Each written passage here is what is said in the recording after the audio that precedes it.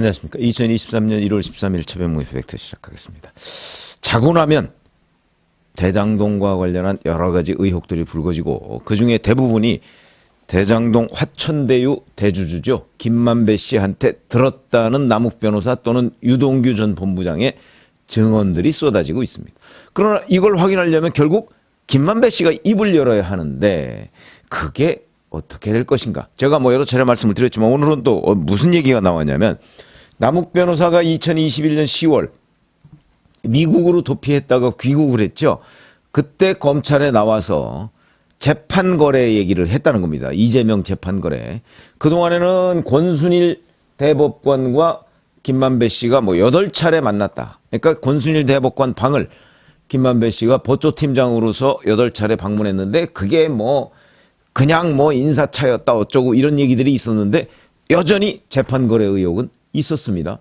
그런데 그 얘기를 남욱 변호사가 김만배 씨로부터 들었다고 재작년 10월에 검찰에 진술을 했다는 거죠. 문재인 정부 검찰에. 김만배 씨가 이게 이제 남욱 변호사가 얘기했다는 겁니다. 김만배 씨가 내가 이재명 민주당 대표의 선거법 위반 사건, 그다음에 성남 제1공단 공원화 무효화 소송 요 두 건을 대법원에서 뒤집었다. 이런 취지로 말을 했다는 겁니다. 그럼 선거법 위반 사건은 뭐냐? 2018년에 경기지사 선거에서 친형 강제 입원 논란과 관련해서 그때 김영환 경기지사 후보가 그거 있었던 거 아니냐 그러니까 그런 일 없습니다. 이렇게 얘기를 해서 거짓말을 했다는 허위사실 유포입니다. 명백한 허위사실이죠. 그런데 이거를 2심까지 벌금 300만 원이었습니다. 잘 아시다시피 벌금 100만 원 이상이면 경기지사 당연히 물러나고요. 그다음에 피선거권이 없습니다. 그러니까 대선 출마도 불가능한 거죠. 그런데 쉽게 얘기하면 그런 정도 거짓말은 할 수 있다. 이런 겁니다. 얼마나 황당했던 판결입니까? 그러니까 그게 미리 준비해 간 게 아니고 그냥 현장에서 상대 후보의 질문에 대해서 거의 즉흥적으로 응답한 거기 때문에 고의성이 없다. 이런 말도 안 되는 주장을 펼치면서 무죄를 선고했습니다. 이런 판결이 다 있나? 그랬더니 역시 이런 뒷배경이 있었다 하는 게 이제 남욱 변호사가 김만배 씨로부터 들었다는 거고 이때 권순일 전 대법관입니다. 그다음에 성남 제1공단 공원화 무효 소송이라는 거는 이재명 당시 성남시장이 1공단을 공원화하겠다면서 거기에 인허가 이런 것들을 진행하고 있던 걸 다 중단합니다. 그러니까 시행사가 가만히 있겠습니까? 이건 무효다. 이렇게 해서 시행사가 성남시장을 상대로 행정소송을 제기했는데 이 행정소송도 2심까지 재량권 남용이다. 이렇게 해서 이재명 성남시장이 졌습니다. 이게 대법원에 가서 뒤집은 거죠. 그럼 이게 왜 중요하냐? 만약에 이 행정소송이 이재명 성남시장이 졌다면 대장동은 없는 겁니다. 대장동 사업에 차질이 생기는 거죠. 그러니까 김만배 씨가 이걸 대법원에서 결정적으로 막으려고 했다. 이런 진술이 있다는 겁니다. 자, 그러면 이 외에 이건 이제 새롭게 나온 진술이고 이 외에 언론계 금품 살포 그건 이미 다 보도가 됐죠. 오늘 아침에 보니까 한겨레에 이어서 이제 중앙일보, 한국일보도 사과문을 게재했더군요. 그러면 이제 결국 관련해서 돈 거래를 했다는 3명의 언론계 간부가 모두 다 회사를 떠난 겁니다. 그럼 회사만 떠나면 끝이냐? 그럴 수가 없죠. 이건 검찰 조사를 해서 정말 그 돈 거래의 진상이 뭐냐, 대가 관계는 없었냐, 이런 것들을 따져야 된다. 근데 언론계만 있는 거 아닙니다. 정영학 녹취록, 또 다른 남욱 변호사 진술 이런 거에 보면 검사 판사들하고도 수시로 골프 치고 100만 원짜리 몇백만 원짜리 봉투 돌렸다. 또 이렇게 돼 있습니다. 뿐만 아니고 성남지청에도 이재명 관련한 수사를 무마했다. 청탁했다. 이런 얘기까지도 나오고 있습니다. 뿐만 아니고 권순일 전 대법관을 비롯해서 곽상도 전 의원 등등 홍성근 머니투데이 회장 등등 해서 50억 클럽. 이 50억 클럽 수사 진행되고 있지 않죠. 곽상도 전 의원에 대한 수사만 문재인 정부 검찰이 했습니다. 그리고 나머지는 수사 진행되고 있지 않습니다. 도대체 어떻게 된 일이냐? 뿐만 아니고 천화동인 1호 지분구조, 남욱, 유동규 이런 사람들이 모두, 정영학 이런 사람들이 모두 김만배 씨로부터 이재명 시장 측 지분이 있다고 들었다. 이렇게 얘기를 하는데 막상 김만배 씨는 전혀 입을 열고 있지 않는 것으로 보인다, 지금까지. 그런데 또 새로운 정영학 녹취록이 나왔습니다. 이런 거죠. 언론계 간부들한테 억대 금품 돈 거래를 하던 무렵, 이게 2019년부터 2020년입니다. 이때는 대장동 사업에 수익금이 막 쏟아져 들어올 때입니다. 이 무렵에 김만배가 이렇게 얘기를 했다는 겁니다. 한국에서 이 큰 사업을 해서 언론에 한 번 안 두드려 맞는 거 봤냐? 김만배 방패는 튼튼하다. 별명이 이지스함이다. 내가 김이지스다. 이렇게 과시를 했다는 거죠. 그러니까 내 입을 열지 못할 거다, 이런 겁니다. 그리고 언론 나 두들겨 패지 못할 걸? 왜? 바로 뒤에 나옵니다. 기자들에게 2억 원씩 주고 아파트 분양도 받아줬다. 그래서 만약 문제가 되면 그냥 노름하려고 했다. 그러면 끝이다. 누구한테 전달했다고 한마디도 안 할 텐데 내 입을 어떻게 열겠나. 이렇게 장담을 했다는 거죠. 자, 그러면 이게 이제 2019년, 2020년 무렵입니다. 이때의 김만배 씨와 지금의 김만배 씨는 입장이 완전히 다르죠. 왜 다른지는 뭐 여러분도 잘 아실 겁니다. 이 당시는 돈이 쏟아져 들어오고 기자들 입을 막았다고, 또 법조계 뭐 이런 데 다 돈 뿌리고 수사하는데 다 입을 틀어 막았다고 김만배 씨는 생각을 했을 겁니다. 더군다나 이 당시에는 이재명 이 성남시장이 대선에 출마한다. 뭐 이거는 2017년에 뭐 한번 경선에 나왔던 적이 있는데 출마할 거라는 생각을 했지만 출마했을 때 대장동 사건이 이렇게 문제가 될 거라는 걸 잘 몰랐었던 것 같고, 그 다음에 이재명 대표가 그때 출마했을 때 정영학 녹취록에 보면 대통령이 된다고 믿었을 것이다. 제가 보건대는 법조 기자만 했기 때문에 정무적 감각 또는 정무적 예측 능력이 좀 떨어졌던 것 아닌가. 저는 그렇게 이해하고 있습니다. 왜 그러냐면 법률적으로 보면 뭐 기사 안 쓰고 검찰 수사 맡고 뭐 혹시 또 검찰이 수사해서 법원으로 넘어가도 대법원에서 틀어막고 이러면 별 문제가 될 게 없죠.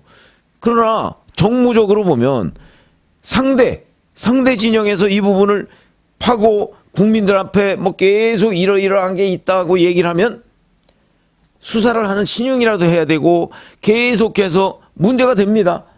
그 많은 언론계를 어떻게 다 틀어막겠습니까? 자기가 필요한 몇 군데만 틀어막는 정도지. 그렇기 때문에 제가 보건대 아마 2020년, 19년, 20년에는 충분히 이제 관계 뭐 언론계, 법조계 뭐 다 틀어막았다고 생각을 했을 것이고, 그리고 이재명 대표가 대통령이 될 거다라고 믿고 있었기 때문에 좀 자신을 했을지 모르겠으나 지금의 김만배 씨는 우선 정권이 바뀌었습니다. 문재인 정부 검찰이 아닙니다. 더 이상 윤석열 정부의 검찰이고, 자, 그러다 보니까 윤석열 정부의 검찰은 김만배 씨가 숨겨놓은 돈을 찾기 위해서, 왜? 결국 김만배 씨의 입을 열기 위해서 김만배와 윤석열 정부 검찰 간에 지금 게임에 들어간 양상이다. 이런 거 제가 여러 차례 말씀드렸죠. 그래서 김만배 씨가 총 2,386억인가요? 그 정도를 대장동에서 챙겼는데, 김만배 씨 혼자 챙겼는데 그 중에 지금 1,000억 이상을 찾아냈습니다. 그러면 또 몇백억 정도는 아마 뭐 법조개혁 등등에 다 뿌렸을 겁니다. 그게 공금으로도 뿌렸을 것이고 자기 개인 수익금으로도 뿌렸을 겁니다. 그렇기 때문에 그걸 제외하고, 그 다음에 검찰이 현재 찾아낸 1,몇백억 정도를 제외하고, 그래도 지금 한간에서는 이 대장동 일당들에 따르면 한 수백억 원 정도가 아직도 있을 것이다. 어딘가에 숨겨져 있을 것이다. 이렇게 지금 평가가 되거든요. 이걸 찾아내야 김만배 씨가 입을 여는 것 아니냐. 이렇게 지금 모두 다 예측을 하고 있습니다. 자, 지금 김만배 씨만 내가 이지사입니다 이렇게 얘기하고 있는 게 아니고 김만배 씨와 쌍방울 최우양 씨 쌍방울 간의 연결고리인 최우양 전 쌍방울 그룹 부회장 조폭 출신이죠. 이 사람도 공소장에 보면 김만배와의 의리를 지키겠다 지금 이러고 있습니다. 뿐만 아니고 제가 오늘 귀국한다고 한 그 김성태 전 회장 지금 뭐 긴급 여권 발급이 늦어져서요. 오늘 내일 못 오고 다음 주쯤에 나올 것 같다고 얘기를 하는데 그것도 조금 이해하기는 어렵습니다만 어쨌든 보도가 그렇게 나왔습니다. 긴급 여권 발급은 우리 외교부가 하는 건데 그게 뭐가 어렵다고 싶은 생각이 드는데 어찌됐든 간에 수시로 지금 변화가 있는데 이런 것들을 다 돌파해 가면서 검찰이 수사를 해야 되는데 검찰이 이걸 다 할 수 있을까? 막 김만배 씨한테 들었다는 얘기가 쏟아져 나오는데 이걸 어떻게 다 확인하냐. 특히 이 재판 거래 같은 거는요. 김만배 씨가 부탁을 한 입장이고 권순일 전 대법관이나 아니면 어느 판사가 부탁을 받았을 거 아닙니까? 그래가지고 자기가 이 재판을 바꿔줬는데 이 두 사람이 입을 딱 다물면 검찰이 어떻게 입증할까? 이건 다른 거와 달리 별다른 증거가 없습니다. 판사 머릿속에 있을 가능성이 있습니다. 권순일 머릿속에 있을 가능성이 있죠. 그렇게 된다면 입증하기가 매우 어려울 것이다. 이런 생각이 듭니다. 그러니까 남욱 변호사가 김만배 씨로부터 이런 얘기를 들었다는 건 분명한데 그리고 정황도 분명한데 이건 오로지 권순일 대법관이 당시에 2심에서 올라온 사건을 자기가 들여다봐가면서 머리를 써서 이상한 궤변을 만들어내서 자 이건 무죄 이렇게 했는데 그 머릿속을 어떻게 압수수색하나. 다른 증거도 없는데 뭐 이런 부분 때문에 아마 이 입증이 과연 쉬울 것인가 하는 걱정은 됩니다. 그거는 이제 뭐 저보다 수사에 관해서 엄청난 베테랑인 윤석열 정부 검찰 검사들이 할 몫이죠. 뿐만 아니고 아까 제가 말씀드렸듯이 쭉 열거했듯이 이 수많은 의혹들 이게 전부 다 김만배 씨를 가리키고 있습니다. 김만배 씨의 입만 가리키고 있는 거죠. 과연 언제까지 가능할까? 이러니까 민주당의 조홍천 의원은 총선까지 가는 것 아니냐 뭐 이런 얘기가 지금 나오고 있는데 뭐 그건 뭐 물론 김성태 전 회장 관련한 거지만 지금 김성태 전 회장은 뭐 이제 다음 주면 들어올 걸로 보이고요. 그러면 뭐 김성태 전 회장의 입이 또 주목이 되겠죠. 그런데 그거보다 대장동과 관련해서는 지금 김만배 씨의 입이 훨씬 중요한데 김만배 씨는 이렇게 지금까지 몇 년 전에 주변에 호언 장담을 해왔는데 이제 본인의 숨겨놓은 재산 얼마 안 남은 것으로 보입니다. 이걸 검찰이 찾아내느냐 못 찾아내느냐에 따라서 김만배 씨가 입을 여느냐 안 여느냐가 아마 결정되지 않을까. 그런데 김만배 씨가 12월 14일 자해소동을 벌이고 난 이후에 이제 건강이 회복이 돼서 오늘이죠. 13일. 오늘 대장동 재판을 재개합니다.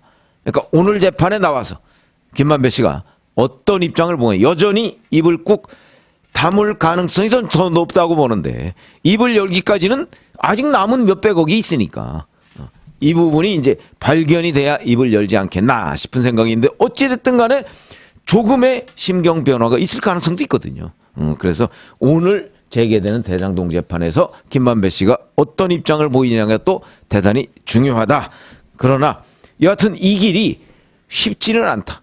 그것 때문에 김만배 수사 피로감 같은 것도 있는데 뭐 세상 일이 그렇게 내 하고 싶은 대로 되는 거는 아니다 하는 관점에서 좀 김만배 수사는 조금 더 인내를 가지고 지켜봐야 되지 않겠나 하는 생각이 듭니다. 고맙습니다.